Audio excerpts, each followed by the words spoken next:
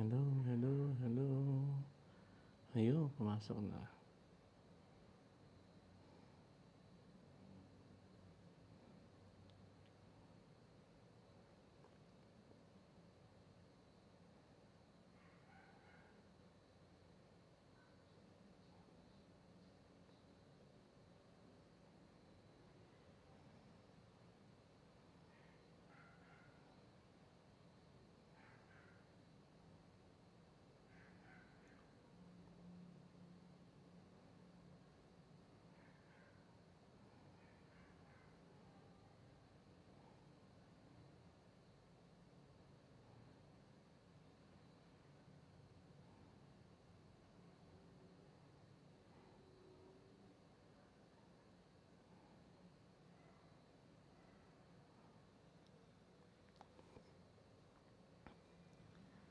Peace and all good. Pace bene. Pax et bonum. Ito po sino to? Ako si Prajan, ha? Okay.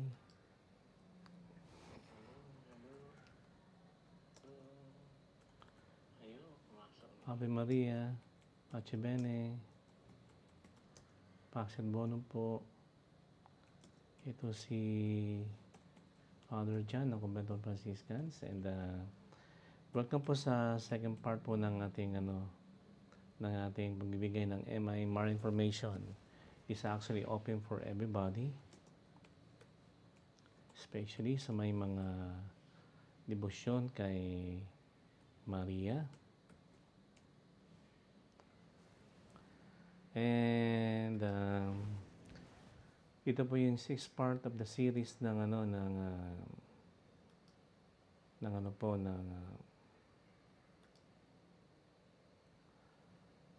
preparation para for the consecration to Mary. Yan, okay. Ay. Dali lang po, yan.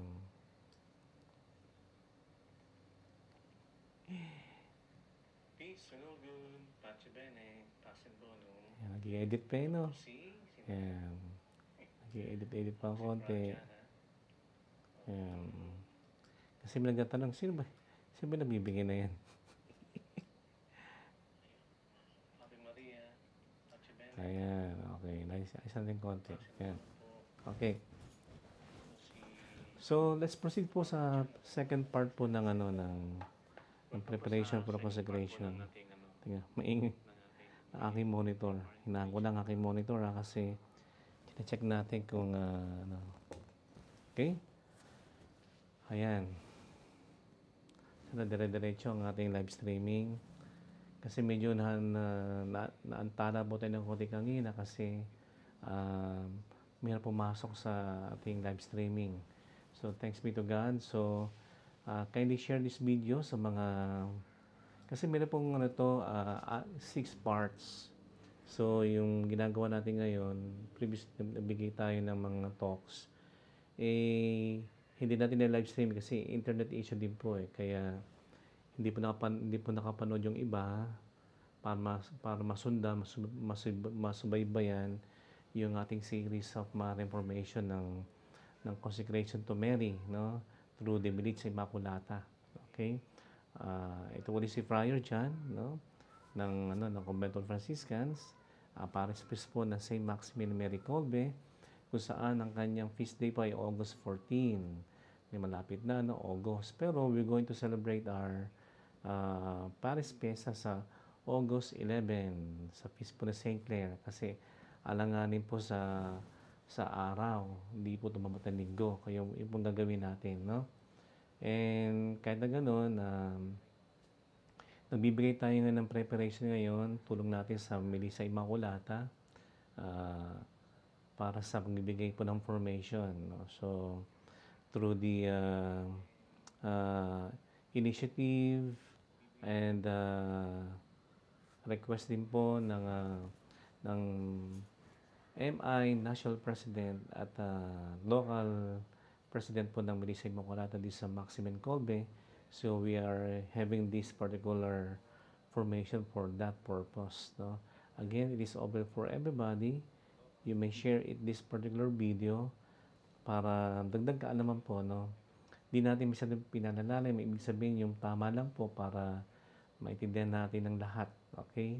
Yung basic information, knowledge natin, and devotion, pagkakilala kay Maria, no? Okay? So, magsimula na tayo mga kapatid. Yan. So, saan ba yun? Okay, handali. Saan ba yun? Okay, yun. Yan. So, nung July 30, nagsimula na tayo niyan eh. Yung hinati na sa tatlong bahagi. Isang bahagi, 2 parts po yan. 2 parts. So, to continue mga kapatid sa ating pong 6-part series ng ating preparation for consecration to Mary. Pag-usapan na natin sa ating second part yung in the heart of the Trinity with our gaze fixed on Christ. Okay? In the heart of the Trinity with our gaze fixed on Christ. Okay. So, Mary, tanong natin, is Mary a hindrance to our relationship with God? Okay? Hindrance ba siya? Ano bang naging dahilan natin kung bakit nasasabi natin naging hindrance hindrance si Mary sa ating relationship with our God, no? Kasi meron tayong common reaction dyan o perception tungkol sa Kanya. And somehow, yung ating treatment sa Kanya, no, with our relationship with her, ay somewhat scrupulous, no? Kaya natakot tayo na magkaroon ng marine devotion kasi feeling natin ay pag tayo mayroong marine devotion, parang feeling natin ay nahihigitan natin yung pagmamahal natin kay Maria, kay Jesus. Ay hindi po ganoon, no?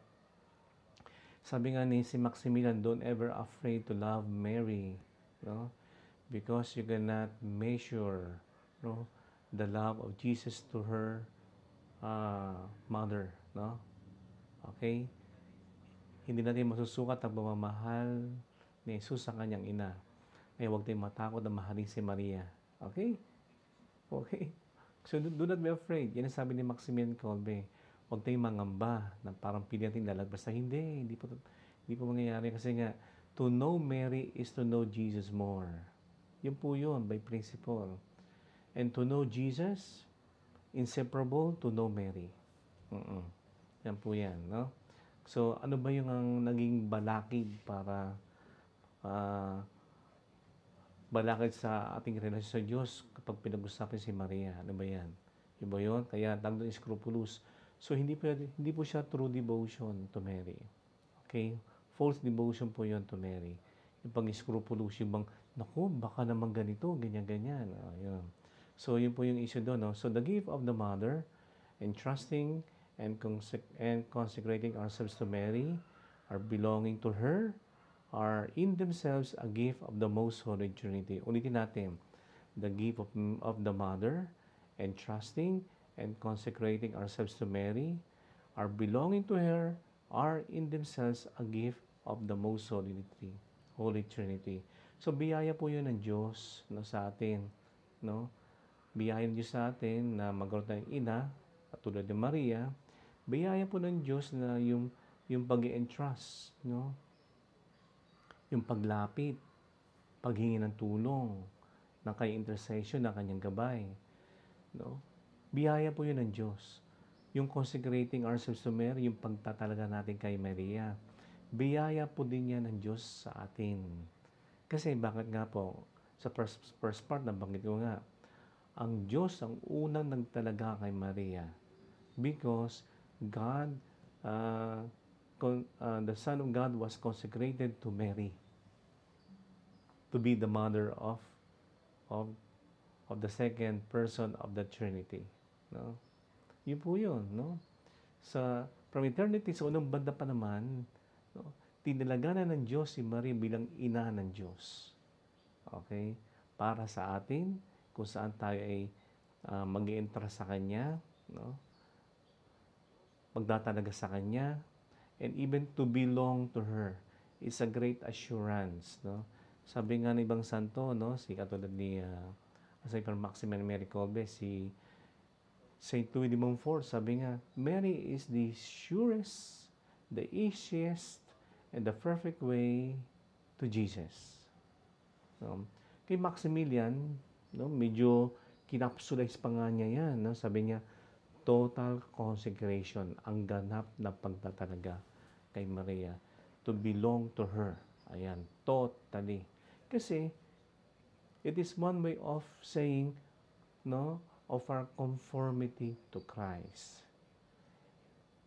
Dito natin masasabi po mga kapatid na ito yung ganap na pagtulad, pag-conform, ang pagiging Kristo. Yan, conformity, no, to the very image and likeness of God, no?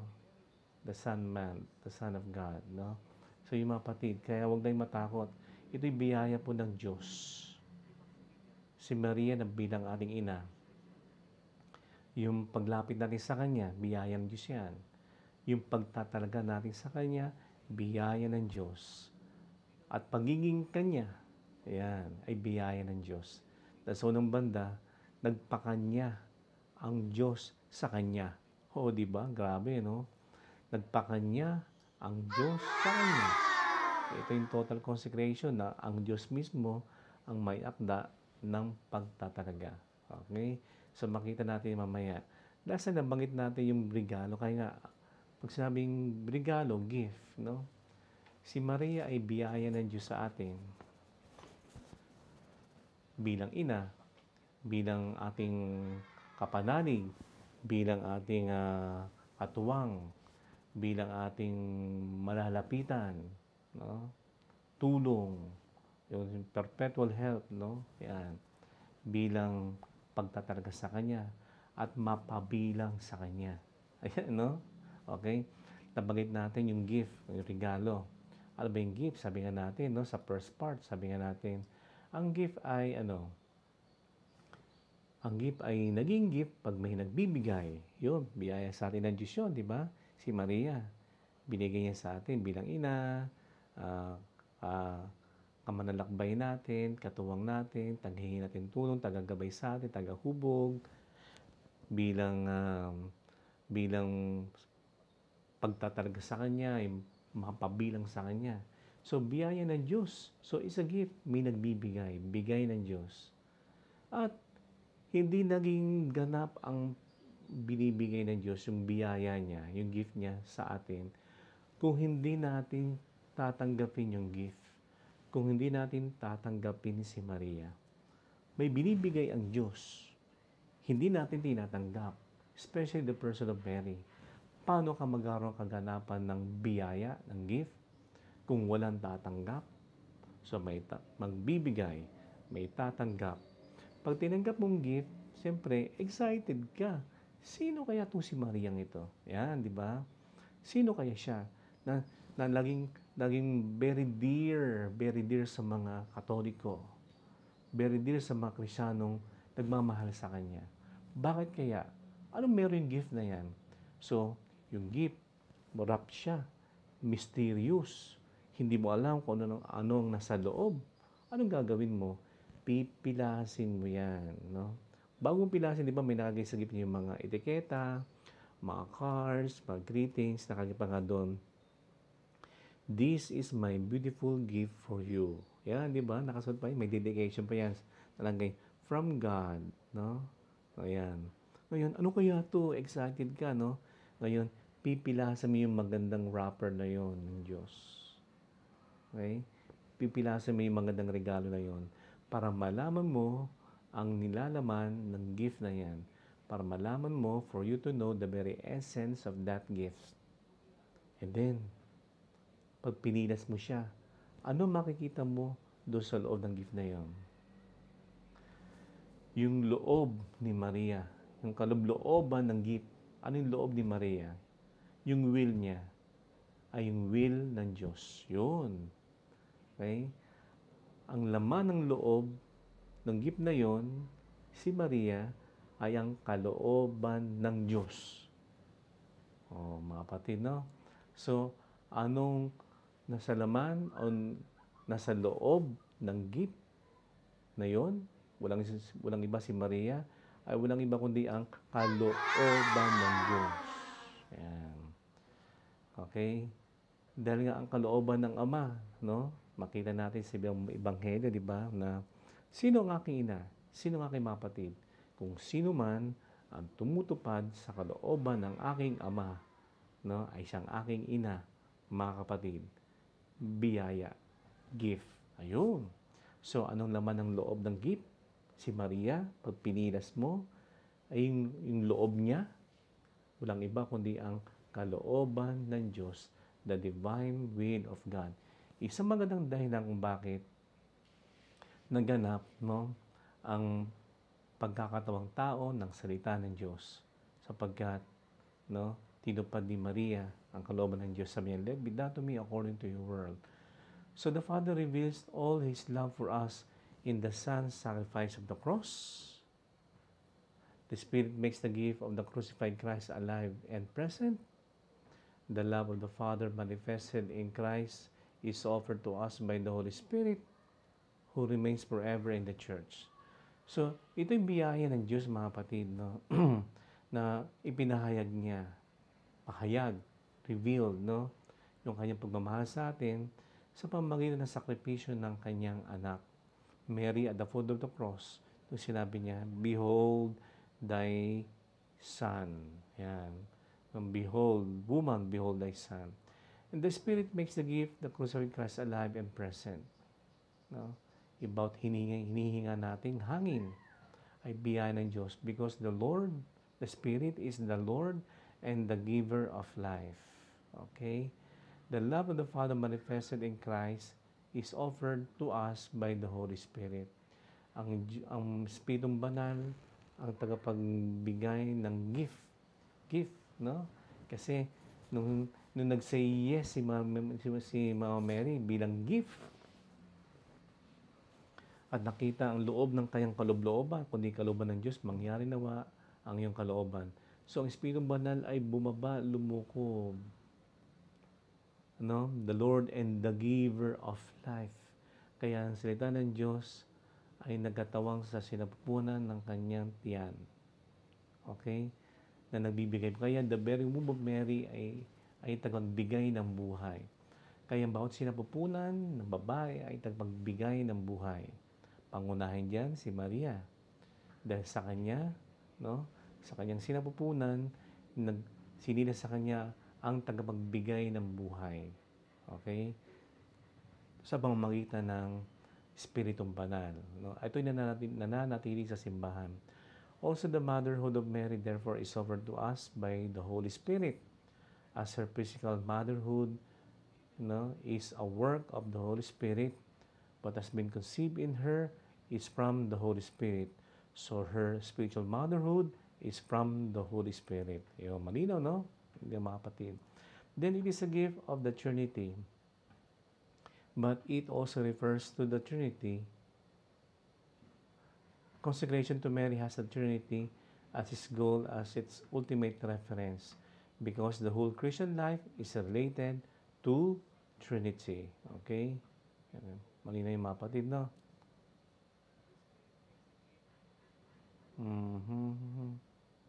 Mali lang po, Yan. So, malinaw mga kapatid, no?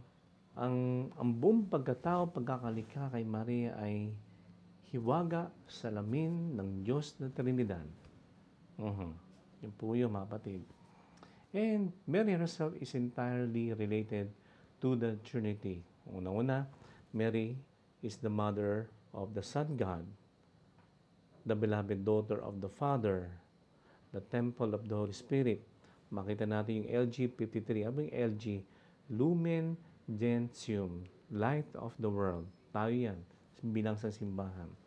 No? Lumen Gentium number 53, wherein Mary, is the mother of the Son God, beloved of the Father, and beloved daughter of the Father, the temple of the Holy Spirit. Mary is the mother of God because the mystery of the incarnation, na ang salita ng Diyos ay nagkataon-tao sa kanyang sinapupunan. Mary, beloved daughter of the Father, bilang masunuring anak. Ayan. Obedient, to the very will of the Father. At nung lumugob ang Espiritu Santo sa kanya, ang salita ng Diyos ay na-incarnate o na-impregnated sa kanyang sinapupunan. So siya ay naging templo ng banal na Espiritu. Ayan. Kay Maximilian Kolbe nga, no, Mary, no, is the very guarantor of the Holy Spirit. Pag merong Maria, may Espiritong Banal. Kasi ang Espiritong Banal ay nagbibigay buhay. No? Okay? Pag merong Maria, merong Espiritong Banal, the guarantee of the Holy Spirit. Okay? Kay Maximilian Kolbe yan. St. Maximilian cared very much about the Trinitarian dimension of consecration to Mary because everything that happened to Mary is a work of the Holy Trinity. Mary lived a unique experience of the action of the most Holy Trinity in her life at the moment of the Annunciation. Kaging sinabi ko kanina, no? Dahil sa bilang regalo ng Diyos, ang loob ni Maria, ang laman ng loob ng Kanya ay kalooban ng Diyos. Paging masunurin sa kalooban ng Ama, daughter, beloved daughter of the Father. Dahil sa kanyang paging masunurin, no? Through the power of the Holy Spirit, no? Naging templo siya ng Banal Espiritu at ang salita ng Diyos ay nagkatawang tao sa kanyang sinapupunan. Kaya si Maria ang pangunahing tabernakulo ng Banal Espiritu. Siya ang pangunahing tabernakulo ng salita ng Diyos na nagkatawang tao. No? The perfect example ng tabernacle. Okay? Ang ganda po, no? And the one and the triune God looked upon the low estate of his handmaiden, and he who is mighty works in her great things, God the Father entrusts to her as a son, his own son. God the Son enters into her womb, while the Holy Spirit molds the body of Christ in the womb of the most pure Virgin, and the Word was made flesh. John 1:14. No? The Immaculata becomes the mother of God. Christ, God-man, is the fruit of the love of the one and triune God and of Mary Immaculate. No? Okay? So, malinaw po, no? Ng The Immaculata, si Maria, mga kapatid nga pala, pag sinabing Immaculata, no? Immaculada, Immaculate, ibig sabihin, walang bahid dungis. Walang bahid dungis. Yung the word na kula. Natandaan nyo dati, yung mga lola natin, mga magulang natin noon, yung hindi pa kasikatan yung mga powerful detergent bars, no? Wala pa masyadong Tide Ultra, tsaka Ariel nung araw, no? Nung araw, pag merong puting damit na may mantsa, saan dinadala ng mga magulang natin, na mga nanay natin, mga lola natin? Eh di sa kulahan. Oo, kulahan. yung yero na bago magtanghali, no? May araw, no? Tapos may kulahan yan, yero yan. Doon kinukula o nilalagay ang mga white t-shirt, mabuting damit, doon sa kulahan. No? Ibibilad sa araw para yung mga mantsa ay mawala. Ayun, no? Kaya yung kula, para mawala ang mantsa. Okay? So, Immaculata. Ibig kula, may mantsa. Immaculata, ibig sabihin, walang mantsa. Walang bahid dungis.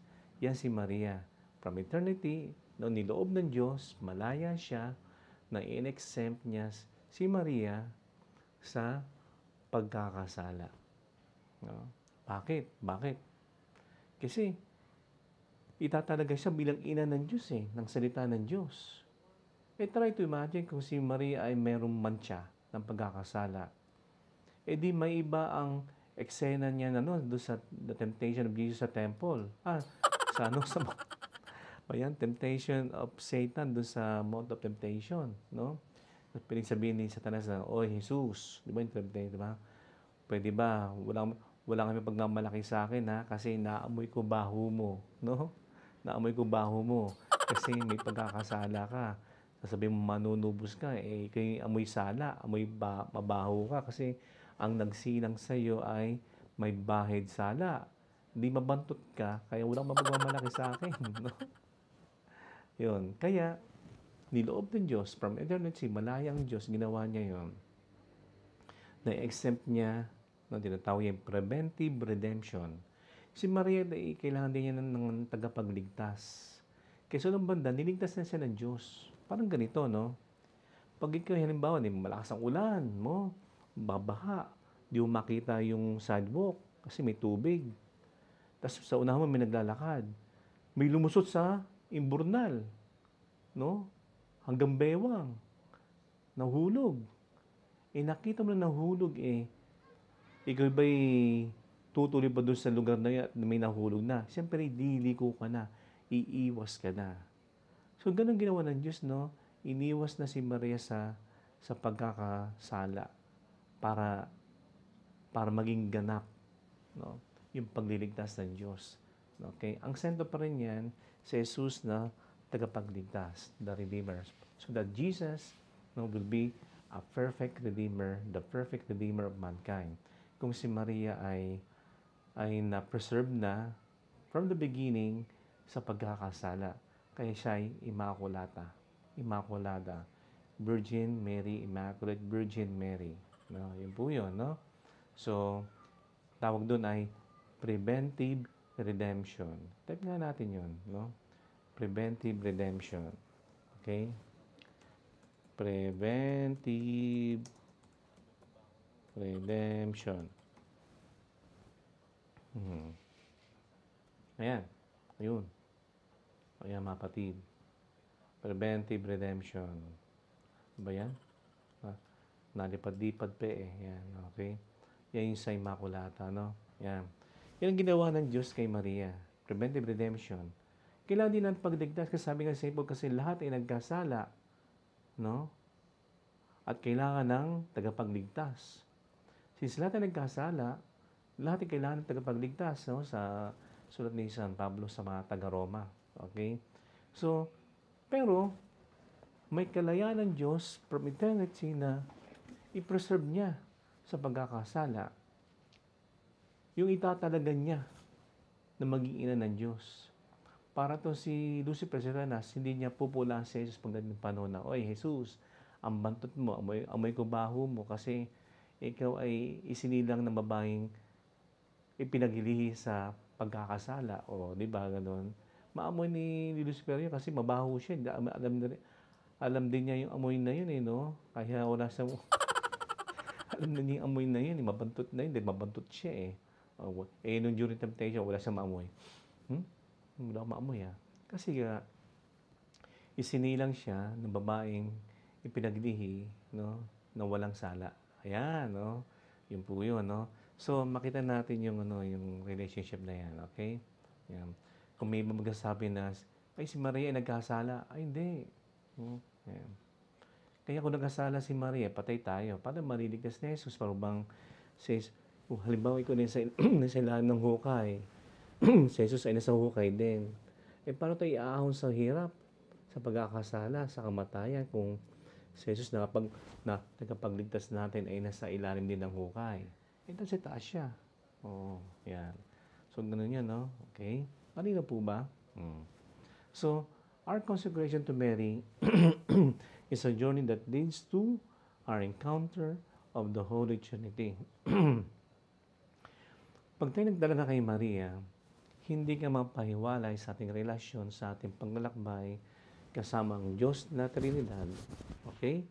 So, our consecration to Mary is a journey that leads to our encounter of the Holy Trinity. Okay? Si Maria, hindi niya tayo ituturo o iaakay sa Kanya. Hindi. Sa Diyos. Nakita niyo ba imahe ng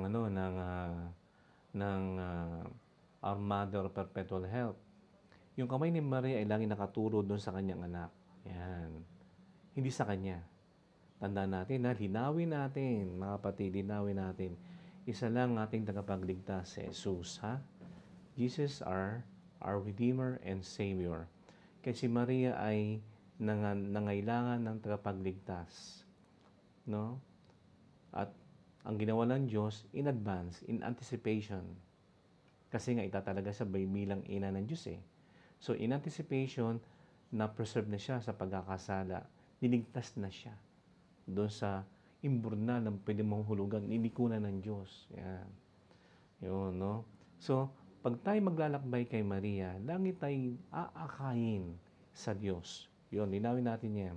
Hindi sa Kanya. Si Maria, hindi niya ituturo tayo sa Kanya, sa Diyos.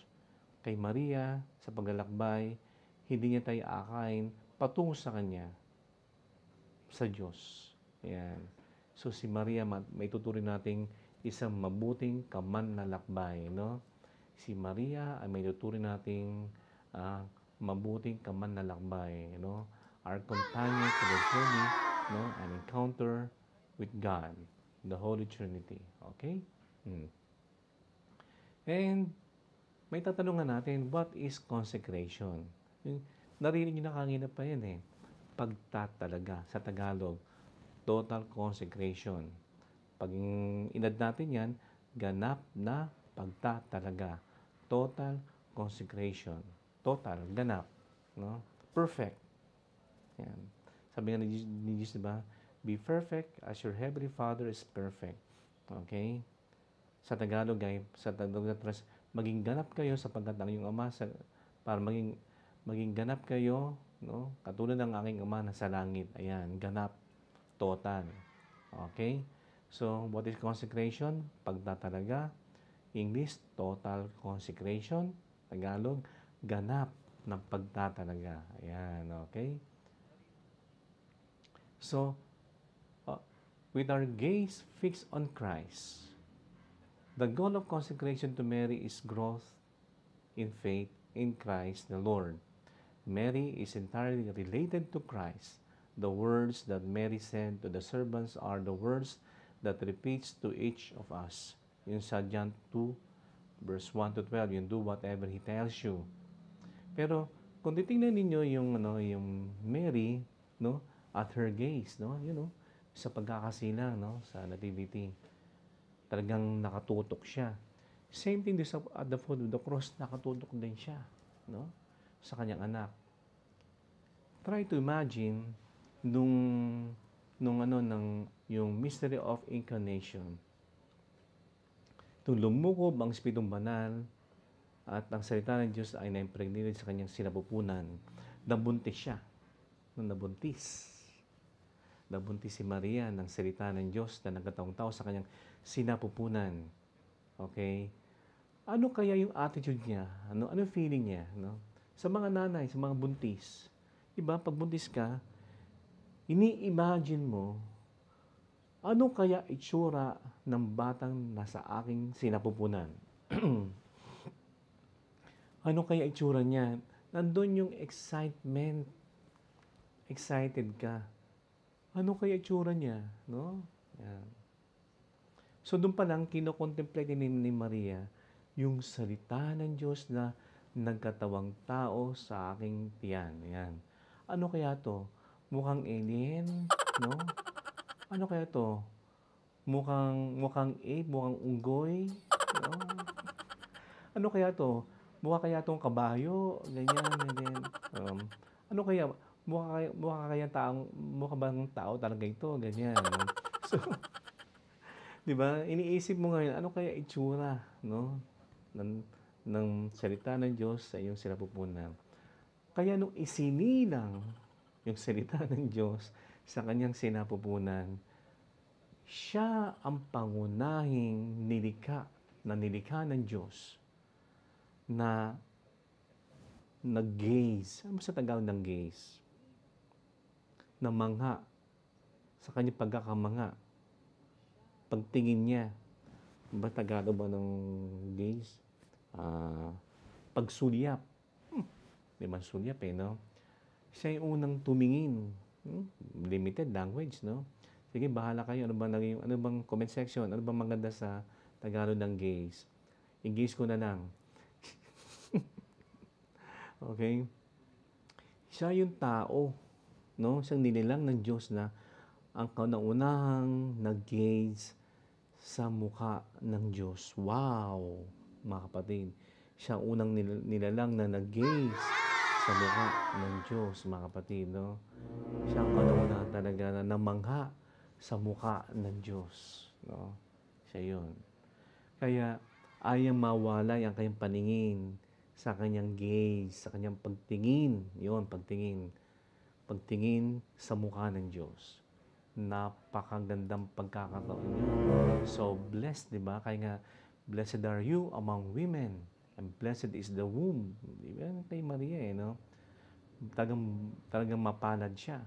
Mapalad siya sapagkat siyang kauna-unahang uh, tumingin, no, doon sa mukha ng Diyos ang katawang tao. Kaya naman, hindi niya inaalis yun. Kaya naman, nung 12-year-old na si Jesus, di ba? Remember sa gospel, they went to Jerusalem, no? Piyesta kasi. And then nawala si Jesus in 3 days. Try to imagine na nawala si Jesus sa paningin ni Maria. Ay nako, talagang maluka-luka ka, no? Para kang sisa noon, no? Crispin, Basilio. Masira ang iyong ulirat, no? Dahil first time na nawala sa paningin ni Maria ang anak ng Diyos, ang kanyang anak, ang mukha ng Diyos. First time. It was a great torture, no, on the part of Mary. Kaya nakita niya, sabi, anak, medyo compose pa siya, no, maintain pa kanyang voice. Anak, ba't mo naman ginawa sa amin to? Yung ba, alam, di ba? Dapat nasabayan ko ng aking ama. And di ba, in the succeeding statement doon, Mary pondered all those things, no? All these things in her heart. Okay? Kaya, tayo din tinuturing ng Maria na sulyapan, tingnan, i-gaze natin ang mukha ng Diyos, ang imahe ng Diyos. Ngayon, mga kapatid, tumingin ka sa salamin. Mukha ng Diyos yan. No? Tingnan mo, mamigi, ang mukha ng Diyos. Tinitingnan din niya ni Maria. The way she gazed, no, at the face of her son, Jesus. Okay? Ganun din. Tinitingnan tayo ni Maria, bawat isa sa atin. Kasi, yun ang kanyang bukasyon, role niya, na tinanggap niya continuously at the very foot of the cross. Woman, behold thy son. So, itinalaga din tayo ni Jesus sa kanyang ina para maging anak ni Maria. Para para lalong ma-amplify yung gaze ni Mary kay Jesus by gazing the very body of Christ. The way Mary gazed at the body of Christ. Mary now gazing at the mystical body of Christ, the church, tayo bilang simbahan, ang bawat isa sa atin, ang bawat binyagan, ang bawat may taong may sampalataya sa Diyos, ang bawat tao na wangis ng Diyos. Yan, no? So, at meron siyang bilin. Do whatever He tells you. Anong kaganapan to? Yung wedding at Cana. Okay, wedding at Cana. Yung sa panahon na medyo naalanganin tayo, binabayo na tayo ng unos, para bang nasa panahon tayo ng kawalan, di mo nung gagawin mo. Ano sabi ni Maria? Do whatever He tells you. Again, ito yung magandang kanyang sinabi na hindi niya tinuturo tayo sa Kanya, but tinuturo tayo kay Jesus. At sinasabi niya, gawin mo ang sinasabi sa iyo ni Jesus, ng Panginoon. Do whatever He tells you. Para maghiwaga siya sa buhay mo. Ma-bless ka. At to experience, no, yung perfect joy na nanggagaling sa Diyos. Again, not from Mary, no, but she keep on telling us, follow Jesus. Do whatever He tells you. Gawin ninyo. Hindi ako. Kasi si Maria ay may tuturing nating tapat na gabay natin patungo kay Jesus in our journey and encounter with God. Because She's a perfect person who gazed at the face of God. No? Ay mga kapatid, no? Si Maria, may tuturing nating salamin ng ating buhay. Kaya si Maria, sa Rosary, di ba, salita niya, si Maria ang salamin ng katwiran ng Diyos. Ano ibig sabihin ng katwiran ng Diyos? Mula sa turo ni San Agustin, ang katwiran ng Diyos ay nakapagliligtas. So si Maria ang salamin, no, ng tagapagligtas para akayin tayo patungo sa Diyos. Kaya sumalamin tayo sa Kanya at malalaman natin at makikilala talaga natin, no, at dalandas tayo sa buhay ng kaligtasan. Okay mga kapatid, that's for today at dito natin tinatapos yung ating part 2. I hope we learn something sa ating part 2 about gazing, no, and fix ourselves and conform ourselves to Christ. Okay? So, dasalin natin ang Ginong Maria. Aba, Ginong Maria, Hail Mary na lang. Hail Mary, full of grace, the Lord is with you. Blessed are you among women, and blessed is the fruit of your womb, Jesus. Holy Mary, Mother of God, pray for us sinners, now and at the hour of our death. Amen. Saint Maximilian Mary Kolbe, pray for us. And the Lord be with you, and may Almighty God bless you, the Father, the Son, the Holy Spirit. Amen. So kung nagustuhan yung video ito at makakatulong sa ibang mga kapatid sa pananampalataya, share lang ninyo. Okay, bye-bye po. Ciao, Pax et Bonum, Pax et Bonum, Pace Bene, Ave Maria po. Bye!